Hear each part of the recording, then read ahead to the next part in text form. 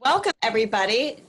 My name is Ann Dolan, and today we're talking about how to stop being the homework police, how to stop nagging and arguing with your kids and communicating a whole lot better. And I'm really lucky today because I have Dr. Steve Harner with me. He's a psychologist in private practice in Falls Church, and he's going to answer lots of questions for us. So welcome, Steve. Thank you. So let's get started and talk about the things that I hear on a regular basis. You know, parents call our office all the time and they're really stressed out about their kids and doing better in school. It's really common that we hear from parents that they're kind of tired of overseeing and micromanaging their kids' homework. Sometimes to me like, oh, I'm so involved with this one of my kids, but I've got two. It feels like a full-time job. And if it's like this now, and we're arguing this much, what's it going to be like in the future? Sometimes parents are concerned that their kids don't seem to have any study skills because they've just gotten by on their smarts in the past. Ultimately, what parents say is they don't want to be in this role anymore of homework police. They want a better way. Well, here's what I know. After 20 years in education, educational connections, first, I started my career in the early 90s in Fairfax County as a classroom teacher, and then I became a tutor, and now I oversee a team of about 200 tutors. When kids struggle in school, it's always for a reason. You know, in my practice, we see that some kids are bright, but they're disorganized. They're really smart, but they can't always find their materials. They don't write down what they have to do for homework. Sometimes they do the homework, but they can't find it the next day when they go to turn it in. Other kids kind of have these subject struggles. They don't always know how to do the work because in class, sometimes they're in focus and sometimes they're not. So they go home to do the homework and they're kind of like Swiss cheese. They've got these holes in their learning. Some of it they know and some of it they don't. And that's a real problem when one skill builds upon another in cumulative subjects like math and science. And then finally, the fastest growing group of kids we see are the ones that are stressed out. These kids are the perfectionists by nature, and they're putting a ton of time into their homework, but really they're overstudying. So we often have conflicts, regardless of the types of issues that our kids are having when it comes to homework. Sometimes it's rooted in executive functions. These are cognitive abilities in the frontal lobe of the brain, and they have to do with things like getting started on a task. We call that task initiation, sustaining effort once they get going, and inhibiting distractions around them. Sometimes, for many kids, issues in these areas also have to do with getting and staying organized and managing time. So we see this disconnect between a person's intelligence and what they do in school. So you might have a perfectly capable, bright kid who's not doing well in school. There's this disconnect. And that's when the homework police comes in. You know, this problem isn't just frustrating for kids, but it's really frustrating for parents, especially in the core area, an area where everything feels so competitive. We often take this role on, poking, prodding, cajoling, nagging, negotiating with our kids to get them to do two things, and that's to focus and finish. There's often a breakdown in communication. And it often occurs when we're in reactive mode, when we find out something that went wrong, like a D on that test that your child has known about for 2 weeks and hardly studied. Or you find that missing homework assignment crumpled up in the bottom of his backpack. So when do you approach your child when these things happen? In the moment. And this is what happens when we parent reactively. We'll say things to our kids in the moment like, get off that Xbox and start your homework. What do you mean you're not done yet? What have you been doing for the last hour? Don't you have a test tomorrow? 9 o'clock. You've known about this poster project for 4 weeks. I am not taking you to Michael's right now. You need to straighten up, young man, and start focusing a lot better and be more organized. But sometimes that reactive way of doing things backfires. It doesn't really get our kids to do the things that we want them to do. Actually, that's not true. Sometimes it does work in the moment, but it doesn't work long term. There's another way, it's called proactive. And we can instead, in that moment when we're really upset, set up a time to talk instead of having that discussion when everybody's feeling emotional. So we can ask, for example, can we talk about this school stuff after dinner tonight? How does 7:30 work for you?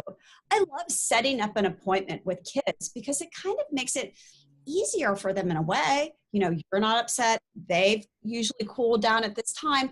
And it's more like an adult conversation. You might want to say something like, if organization is an issue, you know what? I don't want to nag you this way. I don't want to nag you this year. Let's come up with a better way. I also love asking powerful questions. My favorite one is, instead of, do you have homework? What are your priorities today? So many of our kids that have weak executive functioning skills, they don't always think about the order they're going to do things. But they often, if they know they have homework, they just start on something random, if they even do it at all. When we say, what are your priorities today? It forces them to think about what they might do first, second, or third based on importance. Now, in a perfect world, our daughter will say to us, oh, Mom, let's see, I have to do this science lab, and I also have an algebra test tomorrow, so that's going to be second, and I need to finish this essay, and I think I'm going to do that last. That'd be amazing. But in reality, it doesn't always happen like that. However, just by asking this question, your child may not verbalize all those answers to you, but it does get her thinking about her priorities. I like powerful questions like, instead of, did you study for your science test? Breaking it down to make it feel a lot easier. What's the first thing you might do to get started in studying? Or, hey, you better start that history project. You could ask, what's something small you can do to get going? I have a whole list of powerful questions on our website that you can check out as well. Go to ectutoring.com. So before we bring Steve in, I just want to mention something that's helped me as a parent. You know, in your house, you might have a kid with a half glass empty attitude. This is the kid that says things like, oh, Mrs. Smith is the worst teacher. Why do I have to get her? Or this assignment is so dumb. They see the negativity in a lot of things. Am I really going to have to know this in real life? Please. Or, Mom, that test was so ridiculous. I swear, no one passed. Everybody got a bad grade. It wasn't just me. Or, Mr. Lee gives so much homework. Nobody else gives that much homework. And when these things happen, it's really easy for us to say, well, honey, this homework is good for you. Or, actually, Mrs. Smith isn't the worst teacher. Your brother had her, and she's a really good teacher. But when we negate our children's feelings right away, it kind of gets them agitated, and they are not really thinking about getting that work done, on focusing and finishing. Instead, what I found as a tutor that works amazingly well, and as a parent too, is to take a different approach. Instead of negating what the child says, I found that empathizing with my students has a much better effect. So for example, if a student says, oh, Mrs. Smith is the worst teacher, I might say something like, oh, I can tell you're frustrated with Mrs. Smith, and I totally get it. By just naming the feeling you're frustrated and empathizing, wow, I don't know what this does, but it makes kids feel like you really understand them. And when they feel understood, even if you don't agree with them, it helps them to do those two things, to focus and to get it done. Oh, I love this book. It's called How to Talk So Your Kids Will Listen, and Listen So Your Kids Will Talk. It's my favorite one in the whole world. And really, this book helped me so much as a parent and in working with students. I really recommend it. So check it out. It's an oldie but goodie. And there's also one for little kids and for teenagers as well. And this is really the empathize method you can learn. Anybody can learn. It's really easy. So next, I want to bring in Dr. Steve Harner. Steve is a longtime friend of mine, and he's the director of Child and Family Associates of Greater Washington. Steve is really well known having practical solutions for dealing with communication breakdowns between parents and kids. So Steve, welcome. Thanks for being with us today. Thanks for having me, Ann.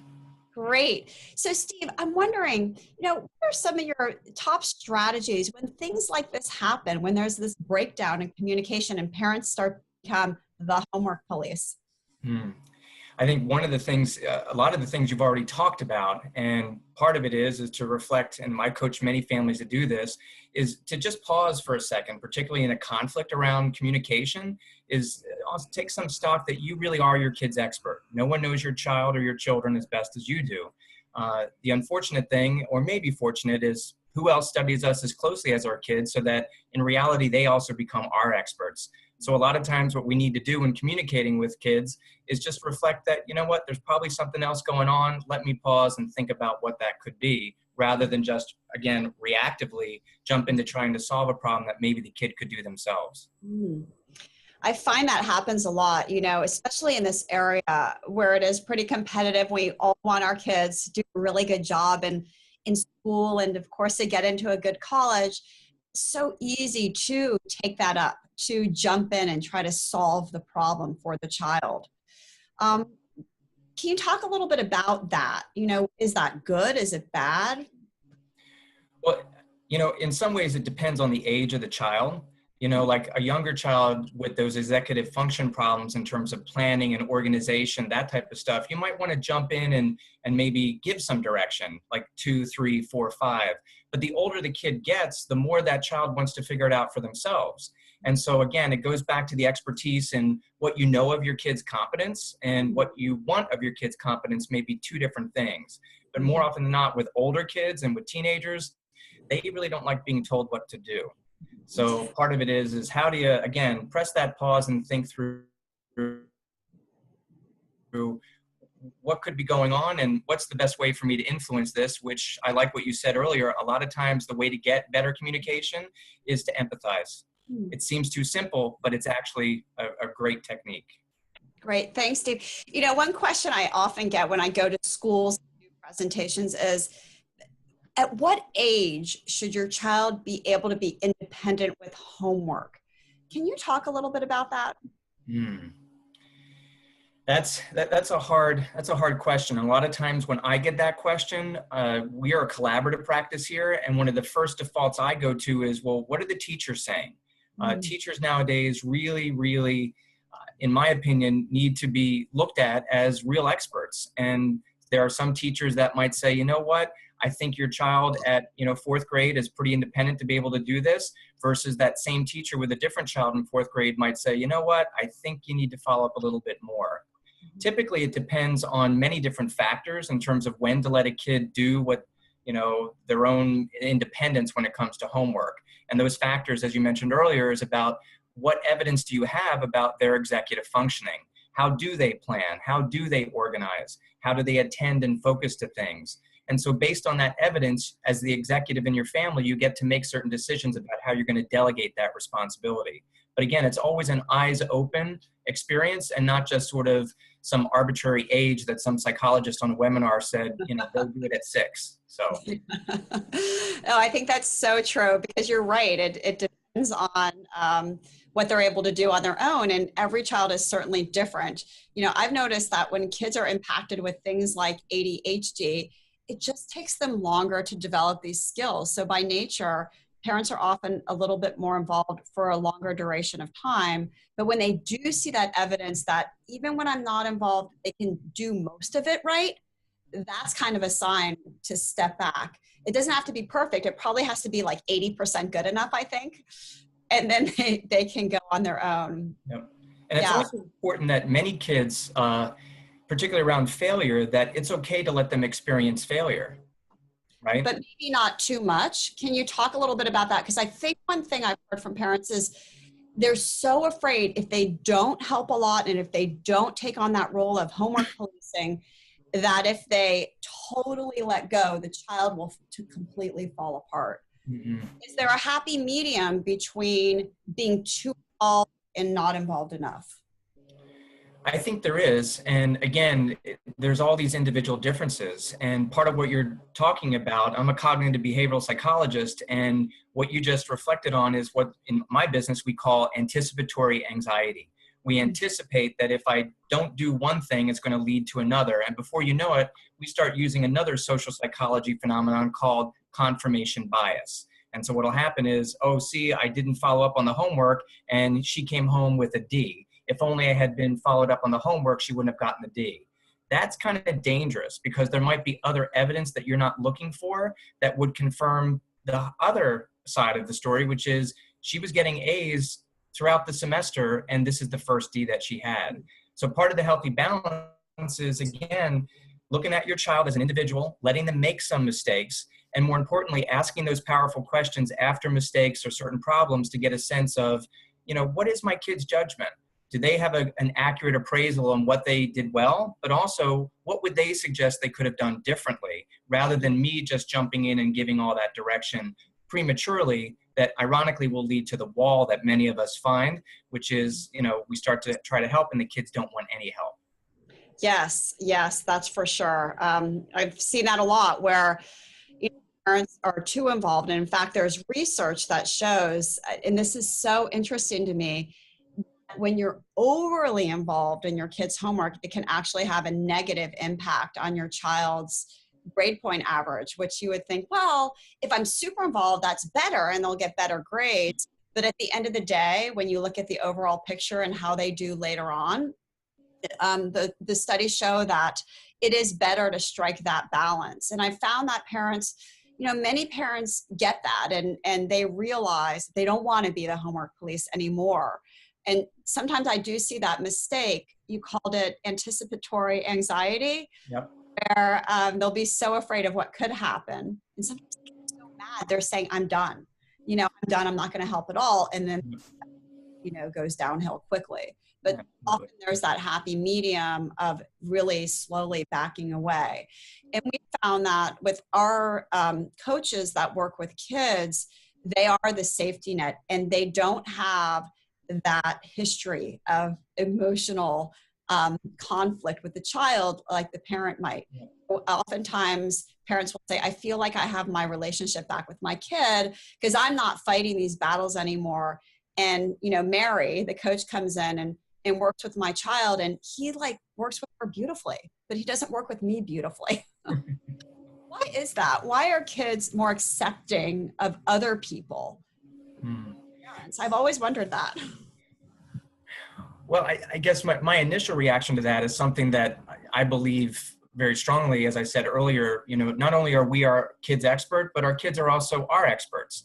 And so sometimes what will happen is that when there's an unknown other person, like maybe the coach on your side or a different teacher that's going to have a different style, there's that getting to know you period where there's this openness to try something new, right?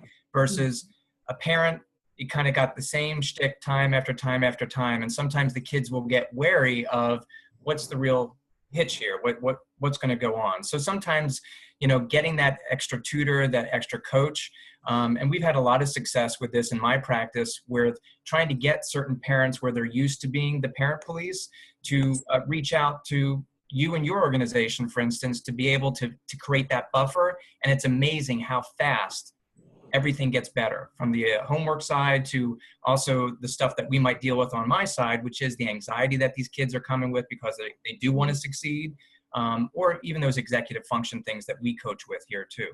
Great. Thanks, Steve. Oh, just a reminder to everybody, I have a chat room open. So this is the perfect time to go ahead and type your question in, either for Steve or me, and I'll read out the question. I'll take out all names.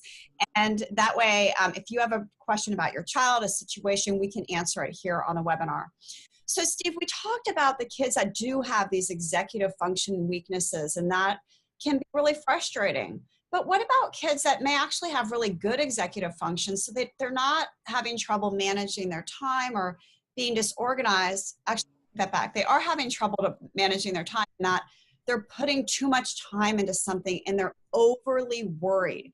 They're super anxious and often they have perfectionist tendencies. And so when the parent tries to help them and the parent says, honey, this is good enough. The child breaks down in tears and says, it's not good enough. I'm not going to get an A on this.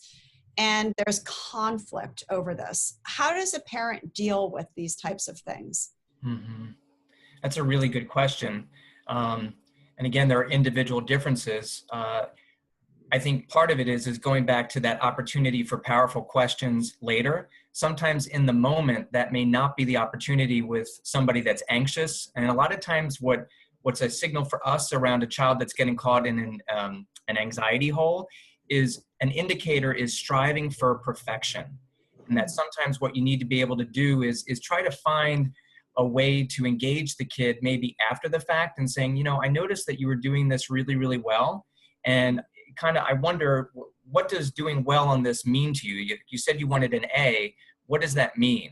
And just really allow the kid to engage in trying to articulate, why is that so important? And sometimes when you get the kid to start to open up, they start to hear their own irrational thinking and perfectionism, and they can adjust and correct themselves at times. Particularly, everybody just has all this pressure in this area around getting into the right college. And what I try to tell parents is, at 6th grade, 7th, 8th, let's not really reinforce that for our kids at this time. But again, even in the schools, this is just like it's in the water. Everybody is so focused on the next thing. Yeah. And sometimes parents, or not parents, but other people that hear about what I do, they'll say things like, these parents put so much pressure on their kids these days. But what I found in working with many, many kids over the years is it doesn't always come from the parents. Many of these kids are just naturally anxious on their own. And the parent is the one trying to say, this isn't, it's important. It's okay. But the child puts pressure on themselves. Do you see that too? Absolutely. I think what you said better than I is what I refer to as parents oftentimes will get a bum rap. And also what makes it so difficult to parent kids nowadays, because the fishbowl is even bigger. And it's hard. It's very hard. So I agree with what you said 100%. So Steve, we have a question. This mom says, hi, and thanks for a great webinar. How can you keep your child motivated to learn in school when they don't necessarily like their teacher? I try to tell my son, who's 7 years old and in the 1st grade, that he should learn from his teacher and does not necessarily need to love the teacher, but should try to go to the next level, to do a good job to get to the next grade. Any other approach that might work? I'm curious to hear your thoughts, and thanks. So how do you deal with that? A child who may not be so motivated in class, a young child, and doesn't like the teacher. Yeah, that's quite common, having experienced that myself. And I just want to say, in context of these questions, that there's a lot of backstory to a lot of these questions. So as maybe we begin to answer them, just know that we know that there's a backstory. So these answers are more evolved and involved than maybe what you're going to hear. So just so you know, so I don't infer that you haven't done this. But one of the things that just came to mind with the gist of that question, and it goes again to those powerful questions, Anne, that you mentioned at the beginning. Sometimes as parents, we get into trying to give a direction too soon, where maybe there's an opportunity to ask more of those open-ended questions to get a better sense about, well, tell me more, why do you think this teacher is not a good teacher? And sometimes there'll be some relevant feedback that might be helpful for you to know, maybe I shouldn't coach in terms of just listen to what's going on here, but maybe I can have another opportunity to coach in a different direction around, maybe it's the distractions in the classroom and the kid is just associating it with the teacher. So again, some more open-ended questions to start. But the motivation thing, that can be a difficult thing, but it also can be as simple as just the talking cure. Let the kid talk about it and give some good feedback around, well, do you have any ideas about how to manage this? I trust you. Mm-hmm. Yeah, that makes complete sense. And Steve, mom just said that this teacher is academically prepared, but she loses her nerves and yells a lot. And that's what's really rubbing this child the wrong way. Mm-hmm. How do you help your, it's actually, like you said, it's not that uncommon. Yep.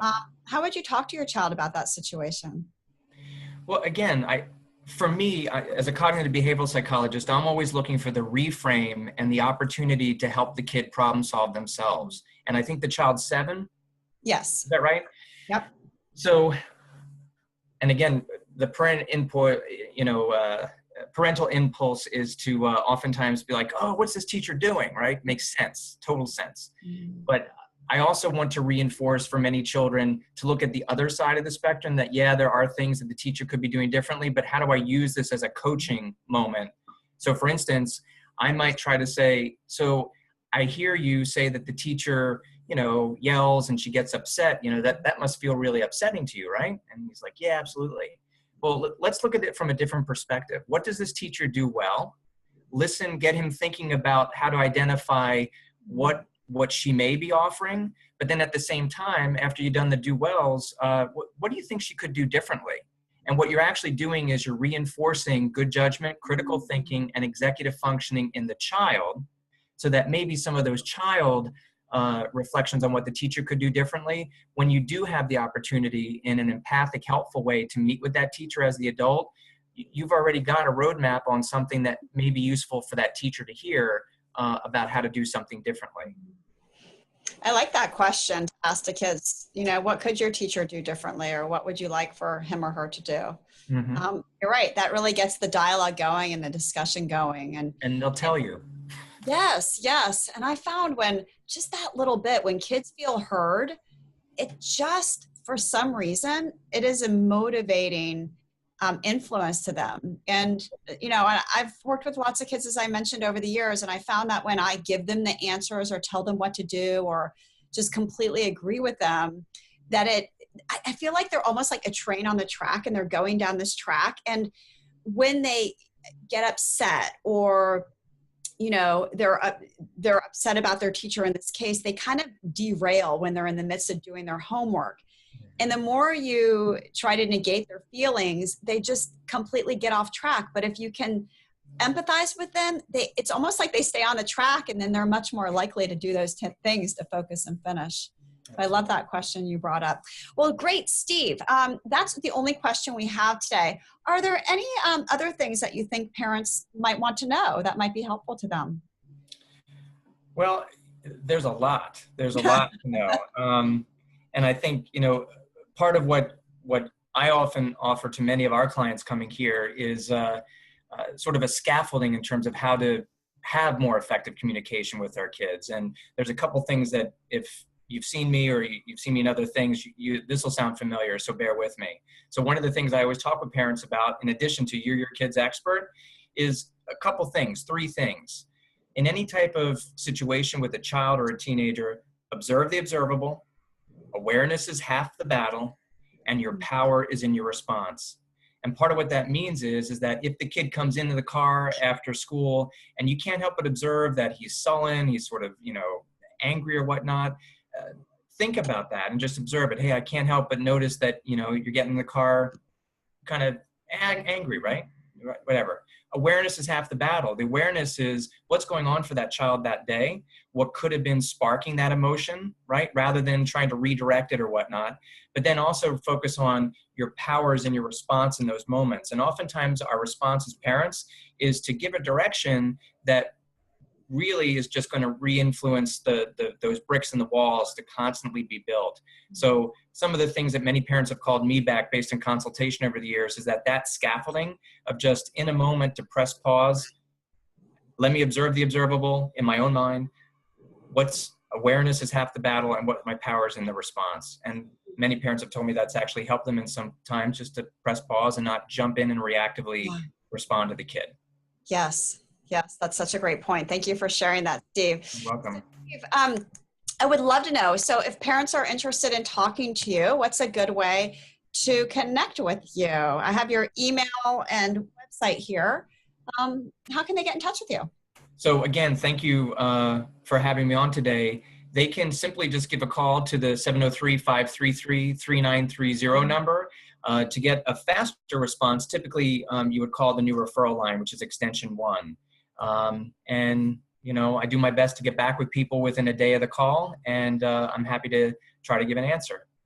Excellent. Thanks, Steve. You're welcome. And I noticed that many of the kids we work with have also worked with you. And what I love is that you'll talk to the parent and see if you can provide the service that's the best match for the child. Yeah. So thank you for that. Well, thank you, parents, for attending. I hope this helps you to communicate just a little bit better with your child so that you're able to give that badge back and stop being the homework police. Have a great day and take care. Bye-bye. Bye.